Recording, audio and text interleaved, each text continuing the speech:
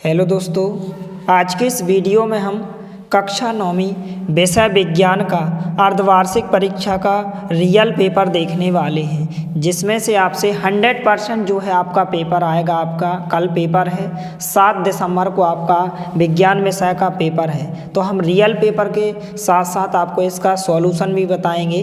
जैसा कि आपने अंग्रेजी विषय में देखा होगा कि आपका आज अंग्रेजी का पेपर था, वह आपका पूरा का पूरा 100% जो हमने बताया था वही का वही पेपर आया। इसी प्रकार से हम विज्ञान विषय का कंप्लीट सॉल्यूशन के साथ देखने वाले हैं, तो वीडियो के साथ अंत तक बने रहिए। तो सबसे पहले यहाँ पर आपको कुछ निर्देश दिए गए हैं, सभी निर्देशों को आपको ध्यानपूर्वक अच्छे से पढ़ लेना है। अब इसके बाद हम सही विकल्प चुनकर लिखें। यहाँ पर हम सही विकल्प को देख लेते हैं।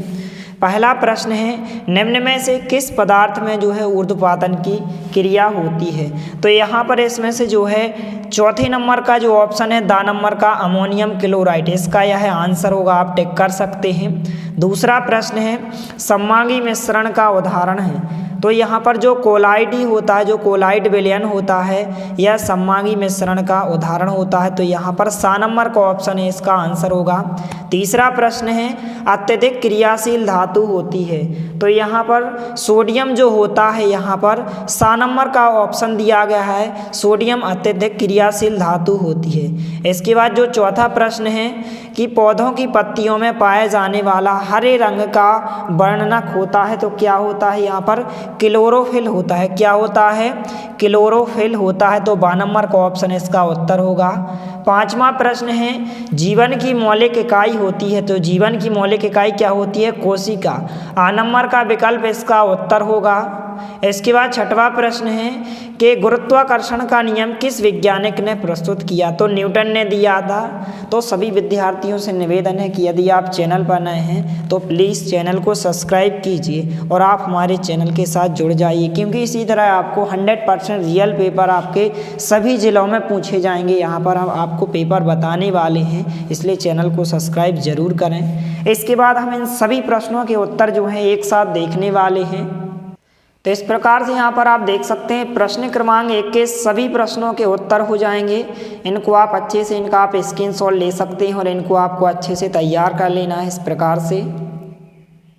इसके बाद जो है हम प्रश्न क्रमांक 2 जो कि रिक्त स्थान पूछा गया है, रिक्त स्थानों की पूर्ति कीजिए। इस प्रकार से यहाँ पर हम इस प्रश्न के सभी प्रश्नों के उत्तर देखने वाले हैं। तो यहाँ पर यदि हम इसको जूम कर दें थोड़ा सा, तो यहाँ पर आप देख सकते हैं इस प्रकार से प्रश्न पूछे गए हैं। तो इन सभी प्रश्नों के यहाँ पर हम उत्तर देखने वाले हैं, तो वीडियो के साथ अंत तक बने रहिए। तो इस प्रकार से यहाँ पर आप देख सकते हैं प्रश्न क्रमांक जो 2 है, रिक्त स्थानों की पूर्ति कीजिए। पहला खाली स्थान है, कैथोड किरणों की खोज की थी। तो किसने की थी? सर विलियम क्रुक ने की थी। दूसरा खाली स्थान है, कोशिका का ऊर्जा घर किसे कहा जाता है? तो जो कोशिका का ऊर्जा घर जो है माइटोकॉन्ड्रिया को कहा जाता है। तीसरा प्रश्न है, दूध एक खाली स्थान विलयन है। तो दूध एक क्या होता है? कोलाइडी विलयन होता है। चौथा खाली स्थान है, कार्बन का परमाणु द्रव्यमान कितना होता है? 12 होता है। पांचवा खाली स्थान है, एक रासायनिक अभिक्रिया में अभिकारकों और उत्पादों के द्रव्यमान का योग अपरिवर्तित रहता है, यह नियम कहलाता है। तो द्रव्यमान संरक्षण का नियम कहलाता है। इसके बाद छठवां खाली स्थान है, परमाणु में न्यूट्रॉन कण की खोज किसने की थी? तो किसने की थी? जेम्स चैडविक ने की थी। सबसे कम अंतराणु रिक्त स्थान में पाया जाता है, तो बर्फ में पाया जाता है। अब यहाँ पर हम प्रश्न क्रमांक 2 जो कि खाली स्थान है, इन सभी प्रश्नों के उत्तर देखने वाले हैं। इस प्रकार से यहाँ पर आप देख सकते हैं प्रश्न पूछे गए हैं, तो सभी प्रश्नों के उत्तर देखने वाले हैं। तो यहाँ पर आप देख सकते हैं जो प्रश्न क्रमांक 2 में रिक्त स्थान पूछे गए थे, सभी के सभी रिक्त स्थान के आंसर हो जाएंगे। इनका आप स्क्रीनशॉट ले सकते हैं, पहले का आंसर, दूसरे का, तीसरे का, चौथे प्रश्न का, पांचवें प्रश्न का, छठवें प्रश्न का और सातवें प्रश्न का। इस प्रकार से उत्तर हो जाएंगे। इसके बाद प्रश्न क्रमांक 3, एक शब्द एक वाक्य में उत्तर दीजिए। पहला प्रश्न है, डीएनए का पूरा नाम लिखिए। दूसरा प्रश्न है कोशिका में होने वाली जैविक क्रियाओं का नियंत्रण किसके द्वारा होता है। तीसरा प्रश्न है कोलाइडी विलयन किस प्रकार का विलयन है, तो इस प्रकार से तीसरा प्रश्न दिया गया है। चौथा प्रश्न है विस्थापन का एसआई मात्रक क्या है। पांचवा प्रश्न है कोशिका में आत्महत्या की थैली किस अंग को कहते हो। छठवां प्रश्न है ध्वनि तरंग की आवृत्ति की माप का एसआई मात्रक क्या है। तो यहाँ पर इस प्रकार से आप इन क्वेश्चन को देख लीजिए। इस प्रकार से यहाँ पर क्वेश्चन पूछे गए हैं, यहाँ पर 6 क्वेश्चन पूछे गए हैं। अभी यहाँ पर इन सभी प्रश्नों के हम 6 के 6 प्रश्नों के उत्तर देखने वाले हैं, तो वीडियो के साथ अंत तक बने रहिए।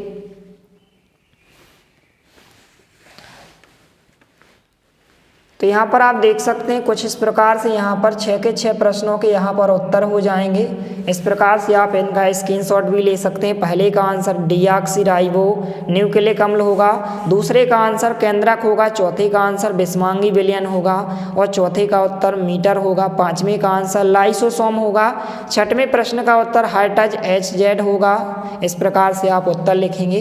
तो इन सभी प्रश्नों का आप स्क्रीनशॉट ले सकते हैं, इनको आपको अच्छे से तैयार कर लेना है और आप हमारे चैनल के साथ जुड़ जाइए, क्योंकि इसी तरह आपको वार्षिक परीक्षा में भी हेल्प करवाई जाएगी। इसके बाद जो है प्रश्न क्रमांक 4, जो कि यहाँ पर आप देख सकते हैं सही जोड़ियाँ पूछी गई हैं। सही जोड़ियाँ बनाकर लिखिए। यहाँ पर इस प्रकार से आप सही जोड़ियाँ दी गई हैं कि क्लोरोस्पॉट दिया गया है, त्वरण दिया गया है, गति के नियम, गुरुत्वीय त्वरण, टेलीस्कोप और इलेक्ट्रॉन। तो यहाँ पर हम इनका आंसर देखने वाले हैं, तो वीडियो के साथ लास्ट तक बने रहिए। यहाँ पर जो है तो इस प्रकार से जो सही जोड़ियाँ पूछी गई हैं यहाँ पर आप देख सकते हैं। इस प्रकार से इनके आंसर हो जाएंगे। क्लोरोस्पॉट का प्रकाश संश्लेषण होगा, त्वरण का होगा वेग में परिवर्तन बटे समय होगा, गति के नियम न्यूटन होगा, गुरुत्वीय त्वरण होगा स्वतंत्र रूप से गिरती हुई वस्तु, टेलीस्कोप का गैलीलियो आंसर होगा, इलेक्ट्रॉन जे थॉमसन। तो इनको आप अच्छे से तैयार कर जाइए और इसी प्रकार से आपको पेपर में भी आंसर में इस प्रकार से आमने सामने लिखना है। तो इस प्रकार से आप इनका स्क्रीनशॉट ले सकते हैं। इसके बाद जो है हम प्रश्न क्रमांक 5 से 2-2 अंक के क्वेश्चन पूछे गए हैं। तो यहाँ पर परमाणु द्रव्यमान की परिभाषा लिखिए। तो यहाँ पर हम इसका आंसर देखने वाले हैं परमाणु द्रव्यमान की परिभाषा। तो परमाणु द्रव्यमान इकाई या परमाणु द्रव्यमान की परिभाषा यहाँ पर है। इसका जो आंसर होगा यहाँ से लेकर यहाँ तक इसका आंसर होगा, तो आप इसका स्क्रीनशॉट ले सकते हैं। और अभी से आपको इन सभी प्रश्नों को अच्छे से तैयार कर लेना है, क्योंकि कल आपका 7 तारीख को फिर आपका विज्ञान का पेपर होगा। तो आपके पास बहुत ही कम समय, इसलिए आप अभी से सभी प्रश्नों को अच्छे से तैयार करते जाइए। इस प्रकार से इसका उत्तर हो जाएगा। इसके बाद जो है इसके अथवा में जो है रासायनिक सूत्र किसे कहते हैं, इस प्रश्न का हम उत्तर देखने वाले हैं। तो यहाँ पर इसका जो अथवा का प्रश्न है रासायनिक सूत्र से क्या तात्पर्य है, यहाँ से लेकर यहाँ तक इस प्रश्न का आंसर होगा रासायनिक सूत्र क्या है। और यहाँ पर जितने भी सेट हैं यहाँ पर और भी सेटों में यह प्रश्न पूछे गए हैं। तो यदि आप किसी भी जिले से हैं तो सभी सेटों के यह प्रश्न हैं। यह सेट सी और सेट डी के प्रश्न हैं, इनको भी आप तैयार कर जाइए। द्रव्यमान संरक्षण का नियम क्या है, यहाँ से लेकर यहाँ तक आंसर होगा। और निश्चित या स्थिर अनुपात का नियम क्या है, यहाँ से लेकर यहाँ तक इसका आंसर होगा। तो इनका आप स्क्रीनशॉट ले लीजिए। इनको आपको अभी से अच्छे से तैयार कर लेना है और वीडियो को ज़्यादा से ज़्यादा अपने दोस्तों के साथ शेयर करना है, ताकि सभी की हेल्प हो सके। इसके बाद जो है प्रश्न क्रमांक 6, समस्थानिक की परिभाषा लिखिए। तो हम इस प्रश्न का उत्तर देखने वाले हैं। तो इस प्रकार से यहाँ पर आप देख सकते हैं समस्थानिक किसे कहते हैं, यहाँ से लेकर यहाँ तक इसकी ये परिभाषा हो जाएगी। और यहाँ पर आप चाहें तो उदाहरण भी लिख सकते हैं इस प्रकार से। तो इस प्रश्न को आपको तैयार करना है अच्छे से। इसके बाद जो है एक सेट सी में जो क्वेश्चन पूछा गया है कि समस्थानिकों के कोई 2 या 3 उपयोग लिखिए। तो इस प्रकार से 2 या 3 उपयोग दिए गए हैं, इनको आप अच्छे से कोई 2 उपयोग अच्छे से तैयार कीजिए। इस प्रकार से आंसर हो जाएंगे। तो इनको भी आप अच्छे से तैयार कर जाइए। इसके बाद जो है प्रश्न क्रमांक 6 का जो अथवा वाला क्वेश्चन पूछा गया है कोलाइडी विलयन के कोई 2 गुण लिखिए। तो इसका उत्तर देखने वाले हैं। तो इस प्रकार से कोलाइडी विलयन के कोई 2 गुण या 3 गुण आप अच्छे से तैयार कर सकते हैं। 4 दिए गए हैं, कोई भी 2 आप अच्छे से तैयार करें। इस प्रकार से उत्तर हो जाएगा। इसके बाद जो है प्रश्न क्रमांक 7 है टिंडल प्रभाव क्या है। तो इसका आंसर आपको देख लेना है। इसके बाद प्रश्न क्रमांक 7 का जो अथवा है ऊर्ध्वपातन की परिभाषा लिखो। तो इसका उत्तर देखने वाले हैं। प्रश्न क्रमांक 7 का अथवा, तो इस प्रकार से ऊर्ध्वपातन की परिभाषा हो जाएगी। यहाँ से लेकर आपको यहाँ तक इस प्रश्न के उत्तर को आपको अच्छे से तैयार करना है। ऊर्ध्वपातन की परिभाषा यहाँ से लेकर यहाँ तक। इसके बाद जो है प्रश्न क्रमांक 8 है, यहाँ पर आप देख सकते हैं समान गति एवं असमान गति को परिभाषित करो। तो यहाँ पर हम इस प्रश्न का उत्तर देखने वाले हैं। तो इस प्रकार से आप देख सकते हैं समान एक समान या इसी को हम समान गति कहते हैं और असमान गति, इन दोनों की परिभाषा यहाँ पर एक साथ क्वेश्चन पूछ लिया है। तो एक समान गति या समान गति यहाँ से लेकर यहाँ तक इसकी परिभाषा और असमान गति की परिभाषा यहाँ से लेकर यहाँ तक, इसको आप अच्छे से तैयार करें। 2 अंक का क्वेश्चन है। इसके बाद जो है प्रश्न क्रमांक 8 के अथवा में गति के तृतीय नियम को लिखो, इस प्रश्न का हम उत्तर देखने वाले हैं। तो इस प्रकार से छोटा सा क्वेश्चन है। न्यूटन की गति का तृतीय नियम जो इस प्रकार से होता है, प्रत्येक क्रिया के बराबर और एक विपरीत प्रतिक्रिया होती है, इस प्रकार से उत्तर होगा। इसके बाद प्रश्न क्रमांक 9 है, यहाँ पर निम्नलिखित तापमानों को सेल्सियस इकाई में परिवर्तित करके लिखें, 300 केल्विन को और 573 केल्विन को। तो यहाँ पर हम इनका आंसर देखने वाले हैं। बहुत ही सरल क्वेश्चन है। तो इस प्रकार से यह क्वेश्चन है।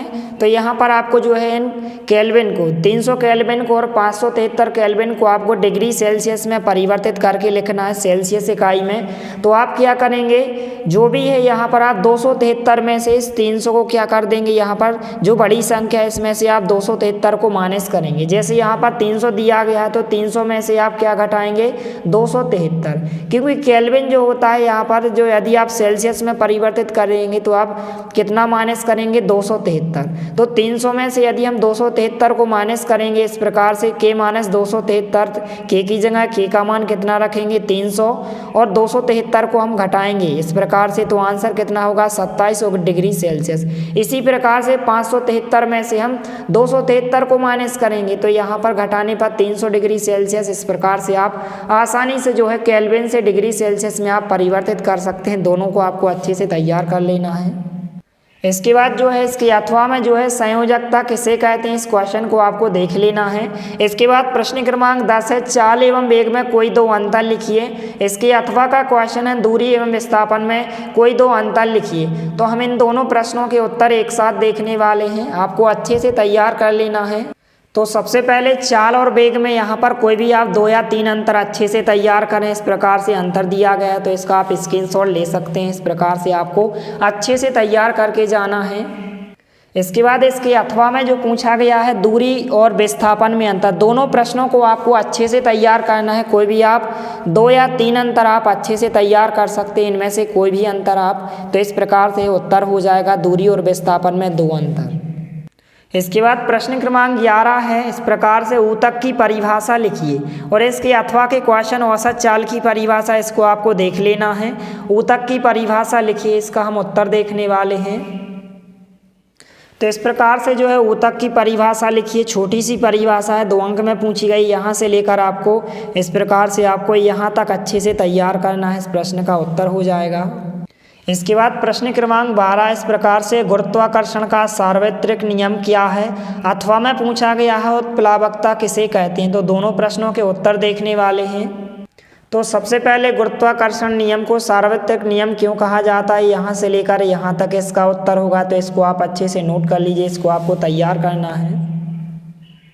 इसके बाद इसके अथवा का प्रश्न है, उत्प्लावकता से आप क्या समझते हैं। तो आपको यहाँ से लेकर यहाँ तक इस प्रश्न के उत्तर को आपको तैयार करना है। तो आप इसका स्क्रीनशॉट लेते जाइए।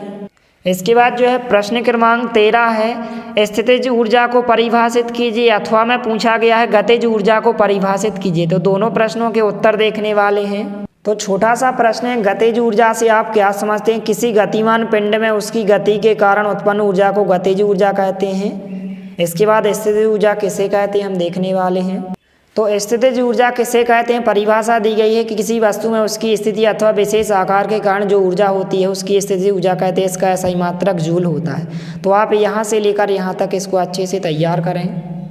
इसके बाद प्रश्न क्रमांक 14 है, ध्वनि का परावर्तन किसे कहते हैं, अथवा में पूछा गया है संवहनूतक किसे कहते हैं। तो ध्वनि का परावर्तन किसे कहते हैं, इसका उत्तर देखने वाले हैं। तो इस प्रकार से उत्तर दिया गया कि ध्वनि के परावर्तन के नियम से आप क्या समझते हैं। आपको यहाँ से लेकर आपको यहाँ तक इस प्रश्न को आपको अच्छे से तैयार करना है, इसका उत्तर हो जाएगा। इसके बाद जो है प्रश्न क्रमांक जो यहाँ पर 13 का अथवा दिया गया है, 14 का अथवा सम्मानूतक किसे कहते हैं, इसका आपको उत्तर देख लेना है। और यहाँ पर प्रश्न क्रमांक 15 कोशिका में पाए जाने वाले 2 अंगों के नाम लिखें, उनके कार्य लिखें। इस प्रश्न को आपको तैयार करना है। इसके अथवा में है मिश्र धातु किसे कहते हैं, किसी एक मिश्र धातु का नाम लिखिए। तो इस प्रश्न को आपको तैयार करना है। इसके बाद जो है हम प्रश्न क्रमांक 17 का उत्तर देखने वाले हैं। प्रश्न क्रमांक 16 भी आपको तैयार कर लेना है। प्रश्न क्रमांक 17 है पादप कोशिका का नामांकित चित्र बनाइए। तो हम इसका उत्तर देखने वाले हैं। तो इस प्रकार से, और इसके अथवा में जो है जंतु कोशिका का चित्र पूछा गया। तो सबसे पहले हम पादप कोशिका का देख लेते हैं। तो इस प्रकार से जो है पादप कोशिका का चित्र हो जाएगा। इस प्रकार से इसको आपको अच्छे से बनाकर देख लेना है। 3 अंक या 4 अंक में यह क्वेश्चन पूछा गया है, इसलिए इसको आप अच्छे से बनाकर देख लीजिए। इसका आप स्क्रीनशॉट ले सकते हैं। और इसके अथवा में जो है जंतु कोशिका का चित्र पूछा गया है, तो इसको भी आप अच्छे से तैयार करें। तो यहाँ पर आप देख सकते हैं अथवा में जो है जंतु कोशिका का नामांकित चित्र पूछा गया है। इसके बाद प्रश्न क्रमांक 18 है भौतिक एवं रासायनिक परिवर्तन को परिभाषित कीजिए। तो यहाँ पर जो है आपको इस प्रश्न के उत्तर को अच्छे से तैयार कर लेना। अथवा में पूछा गया संतृप्त एवं असंतृप्त विलयन की परिभाषा। इसके बाद प्रश्न क्रमांक जो 19 दिया गया है यौगिक एवं मिश्रण में कोई 3 अंतर लिखिए। और तो यहाँ पर सबसे पहले हम यौगिक और मिश्रण में अंतर देखने वाले हैं। तो यहाँ पर दिया गया है मिश्रण और यौगिक में अंतर, लेकिन क्वेश्चन पूछा गया है यौगिक से मिश्रण में अंतर। तो सबसे पहले आप इस तालिका को बनाएंगे, फिर आप इस तालिका को बनाएंगे। अर्थात सबसे पहले आप इसको इस तरफ लिखेंगे और इसको आप इस तरफ लिखेंगे। तो कोई भी आपको 3 या 4 अंतर आपको अच्छे से तैयार कर लेना है। इसका आप स्क्रीनशॉट ले सकते हैं। इसके बाद जो है इसके अथवा में जो है यहाँ पर मानव तंत्रिका कोशिका या न्यूरॉन का नामांकित चित्र बनाइए, यह क्वेश्चन पूछा गया। तो हम इसका चित्र देखने वाले हैं। तो इस प्रकार से तंत्रिका कोशिका या फिर न्यूरॉन का इस प्रकार से चित्र हो जाएगा। इस चित्र को आपको अच्छे से बनाकर देख लेना है। आप इसका स्क्रीनशॉट ले सकते हैं।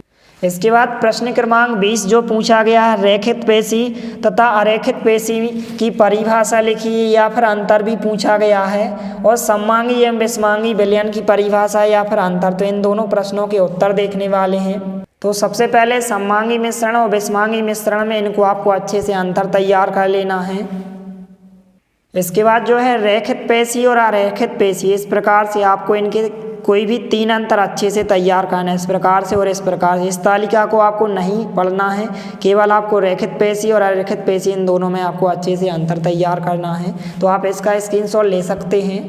इसके बाद प्रश्न क्रमांक 21 है कि पादप कोशिका एवं जंतु कोशिका में कोई 4 अंतर लिखिए। तो यहाँ पर हम इस प्रश्न का उत्तर देखने वाले हैं। तो पादप कोशिका और जंतु कोशिका, इस प्रकार से पादप कोशिका को सबसे पहले आप इस तरफ लिखेंगे, जंतु कोशिका को आप इस तरफ, अर्थात इस वाले को आप इस तरफ लिखेंगे, इस वाले को इस तरफ। तो पादप कोशिका और जंतु कोशिका में कोई भी आपको 3 या 4 अंतर अच्छे से तैयार करना है, क्योंकि 4 अंक में पूछा गया है। तो इनको आप अच्छे से तैयार करें। इसके बाद और भी प्रश्न दिए गए हैं, तो इनके उत्तर भी आप तैयार कर सकते हैं। इसके अलावा जो है आपको और भी एक्स्ट्रा क्वेश्चन को पढ़ना है, क्योंकि यह सभी सेटों में पूछे गए हैं। गलनांक की परिभाषा, गलनांक को परिभाषित कीजिए। गलनांक की परिभाषा यहाँ से लेकर यहाँ तक। गलनांक और क्वथनांक में अंतर, इन दो कोई भी आप 2 या 3 अंतर इसके तैयार करें। तो इन प्रश्नों को भी आपको इनके साथ साथ तैयार करना है। इसके बाद आप इस क्वेश्चन को तैयार करें। हाइड्रोजन के 3 समस्थानिकों के नाम व संकेत लिखिए कि प्रोटीरियम, ड्यूटेरियम और ट्राइटियम।